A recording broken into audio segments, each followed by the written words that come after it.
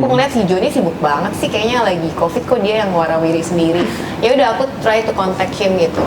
Padahal dulu si Jo sempat nawarin juga sih, aku udah tolak dia 2 kali. Aku bilang aduh nggak ada waktu Jo gitu, bukannya nggak mau sih, pengen. Aku bilang aku awalnya tuh rekrut temen sih, temen deket. Aku rekrut 2 orang temen cewek dua-duanya. Sebenarnya karena pikiran cuma ayo ikut gue yuk gitu, dibandingin yang satu habis putus cinta, yang satu side hustle juga, udahlah ayo ikut dibanding sedih-sedih gitu kan.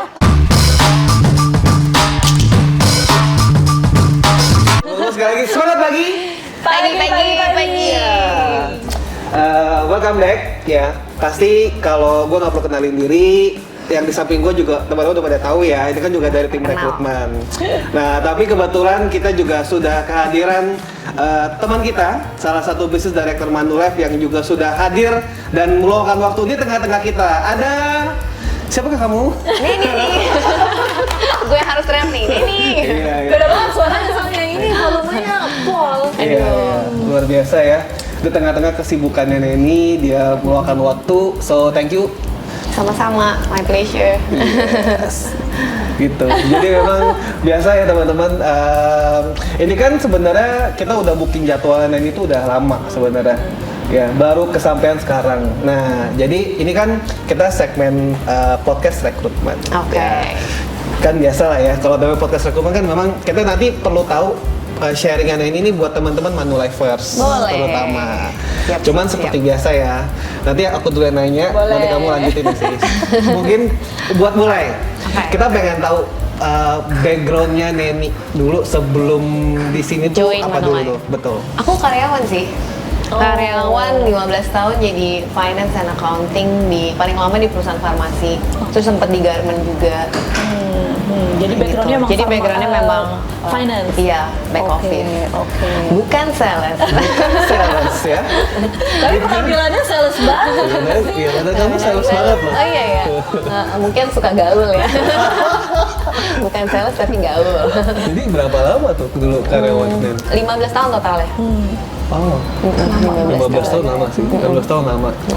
Jadi kan jadi karyawan 15 tahun di finance, terus kok tahu-tahu nyambung kok bisa kenapa bisa nyambung ke sini nih? Iya.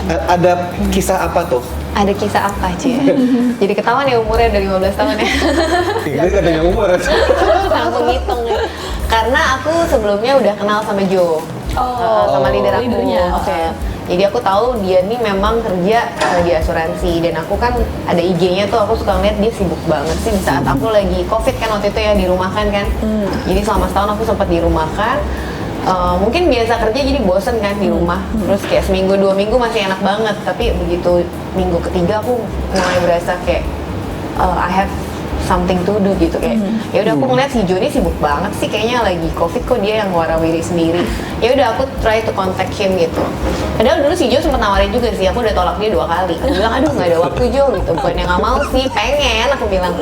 Tapi akhirnya aku yang ketiga aku yang bilang yuk kita ketemuan deh, let's see kayak gimana sih yang lo bisa offering gitu. Ya udah akhirnya kita ketemuan janjian sama si Jo gitu awalnya. Tapi kan at that time kan ya kamu tahu itu kan agen kan kesibukannya Jo kan memang di insurance. Iya, nggak pernah berniat buat serius jadi agent sih. Awalnya pikiran cuma buat side hustle aja. Iya. Pikir kan karena aku kan memang masih terikat kontrak kerja sama yang sebelumnya gitu. Jadi aku cuma mikir ini buat buat supaya aku sibuk aja sih, buat aku sibuk dan siapa tahu side hustle kan lumayan gitu. Ya, tapi berjalannya waktu ternyata jadi agent tuh menyenangkan. Lebih menyenangkan dari karyawan gitu ceritanya. Betul. Nih. Betul, oke. Terus ya udah lanjut lah gitu. Oke. Terus kalau dulu sebelumnya kan Jo sempat nawarin kamu 2 kali terus ditolak. Tapi ada sempat image yang ada di dalam kepala seorang Neni sebagai seorang agent insurance seperti apa sih? Ekspektasi, bayangan atau ada image tertentu nih yang ada di kepala seorang Neni pada saat itu? Yang pasti bukan cita-cita ya. Bukan sih, nggak pernah bercita-cita jadi agent. Tapi Kalau bayangan ada, karena kebetulan mama mertua aku agent. Oh, oke. Jadi aku udah tahu ada ya seperti gambarannya, gambarannya, dia ya. sibuknya kayak apa, kesuksesannya kayak apa seorang agent. Oke. Dan soalnya sebenarnya waktu job offer sih sebenarnya bukannya aku nggak mau ya, tapi memang waktu itu ya aku karyawan yang memang ya gimana sih udah biasa sama yang namanya gaji pokok gitu. Jadi aku tahu sih banyak agen-agen hebat, jadi ya kebayang sih ada bayangan, tapi tidak pernah terpikir buat aku untuk serius di jadi agent lah intinya gitu. Tapi pas dilakonin akhirnya Ternyata menyenangkan ya gitu. Coba deh, kalau di describe ya, maksudnya jelasin menyenangkan itu tuh se-fun apa sih pas udah nyemplung jadi agent waktu itu? Se-fun apa? Aku kan 15 tahun tuh back office ya. Yes. Cuma berhubungan sama yang namanya komputer, angka gitu. Paling internal meeting ya, you know lah kerja back office kayak gimana gitu. Terus nggak terlalu banyak ketemu orang. Sedangkan di sisi aku tuh sebenarnya aku juga suka ketemu orang. Nah menurut aku jadi agent tuh ternyata kok enak sih aku bisa ketemu orang, terus fleksibel, terus bisa sambil nongkrong, terus masih ada angka-angkanya juga kan, ada financialnya juga yang aku pikir ternyata aku nemuin tempat yang cocok nih buat aku, masih ada angkanya, ketemu orangnya juga dapet, terus fleksibelnya juga dapet gitu. Oh, jadi gitu. Jadi wah.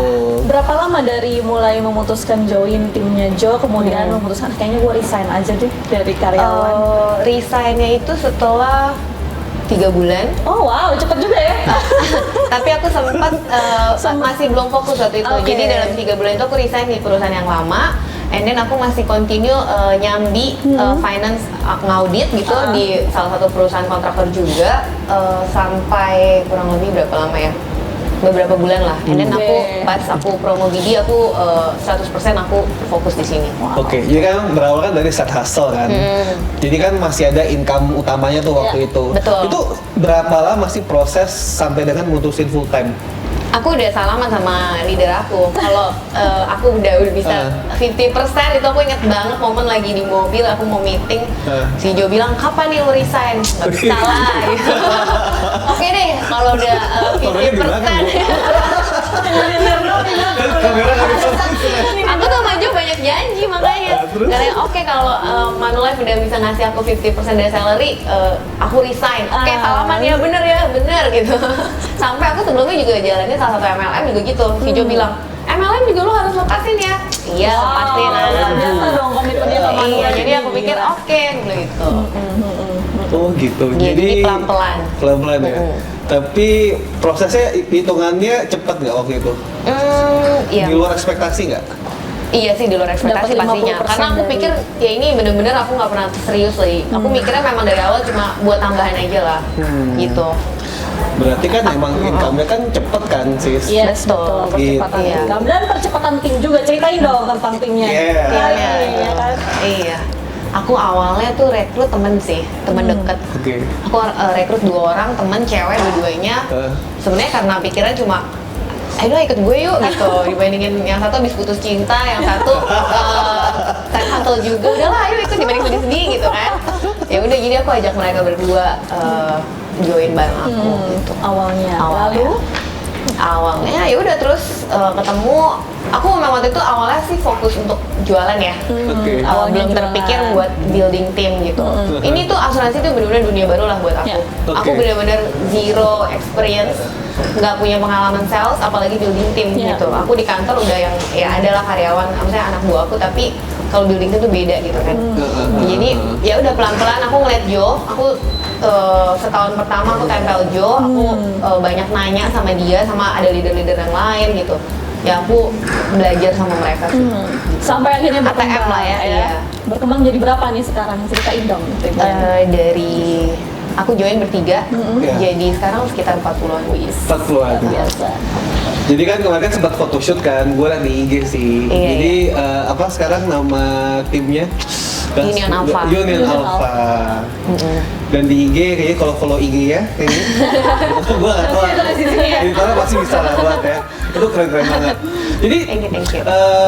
kalau tim itu yang seru tuh foto-foto, nongkrong, apalagi sih yang kalau yang lagi fun-funnya kalau sama tim? Sama tim, serunya tuh mereka they come from many background gitu loh. Kayak yang menyenangkan itu, makanya aku bilang gila, mereka tuh datang yang satu dari bisnismen, yang satu dari ibu rumah tangga, ya macam-macam. Jadi itulah yang menarik, aku bilang gila ya, ternyata di sini tuh yang katanya agent nanti banyak musuhnya, banyak dimusuhin, tapi ternyata enggak. Itu malah nambah teman ya kan. Aku rekrut teman, mereka bawa teman, terus kayak gitu terus. Jadi ya menarik, belajar banget ya. Banyak orang-orang baru yang di luar jangkauan aku yang ketemu menarik-menarik ya gitu. Seru sih. Belum lagi belajar bareng.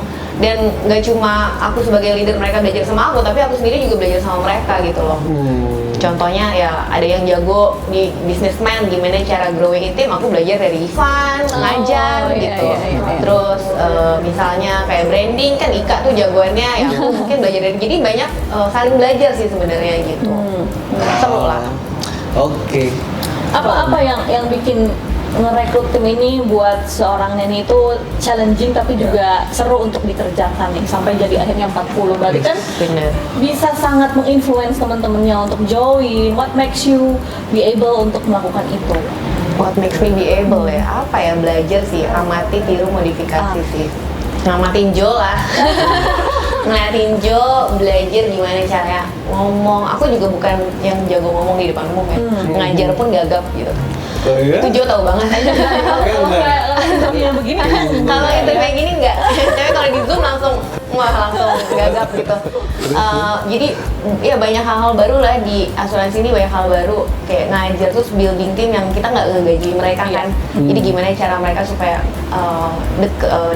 mau datang ke kantor, mau belajar, itu aku belajar dari Jo lah. Gimana Jo treat aku dan aku treat to my team gitu. Oh, seru banget sih. Ya. Jadi so far kan pasti tahun ini kan bakal ini ya, kan udah punya dream plan ya kalau nggak salah kan. Gue lagi di IG-nya, Bu. Jadi apa namanya, so far ada aspiration apa nih buat tim? Ada apa lagi nih yang pengen Mau apa dicapai? ya? Yes. Yang pasti aku mau create leader lah, as many as I can gitu. Dia buat mereka sukses kan kesenangan sendiri ya. Oke. So ini kan poinnya bagus banget. Nah, jadi kan sebelum kita closing, kita pengen tahu dong, mungkin ada pasti tips soal rekrut yang ini bisa share ke semua teman-teman Manulifers. Apa tuh kira-kira tipsnya buat rekrutmen? Tipsnya? Yes. Apa ya, jalanin aja, seru-seruan, belajar bareng, kasih lihat ini good future. Ya gitu sih tipsnya. Bener-bener ternyata menyenangkan gitu. Bener-bener seperti itu aja kan. Iya, Dan itu yang aja penting sih. dilakuin dong gitu Iya, kan. Dilakuinnya secara fun dong. Yes. Bener, iya. Ya kan? Iya. You just do it lah, nothing tulus kalau menurut aku kan. Kayak aku contohnya iseng-iseng ternyata jalan, kan you never know gitu. Oke. Gitu. So keren banget sih. Seru ya. Membangun tim dan memang harus fun kan. Bener. Jadi kalau teman-teman penasaran ya bisa lihat juga IG-nya, itu seru banget sih teman-teman semua. Jadi kita sih yakin ya teman-teman Manulifers yang lain juga bisa lakuin ya dengan your own way lah ya. Yes. Gitu. Bener. So thank you so much. Terima kasih. Sama-sama. Thank you banget Neni, dan Sama-sama, Yohan. pastinya nanti kita juga akan punya konten-konten yang lainnya, dan supaya Siap. teman-teman Manulifers juga semakin terinspirasi dan makin semangat buat pastinya buat rekrut dulu kan. Rekrut dulu baru lo tim. Jadi itu ya teman-teman, thank you banget dan stay tune untuk konten-konten berikutnya. Thank you, bye bye. Bye.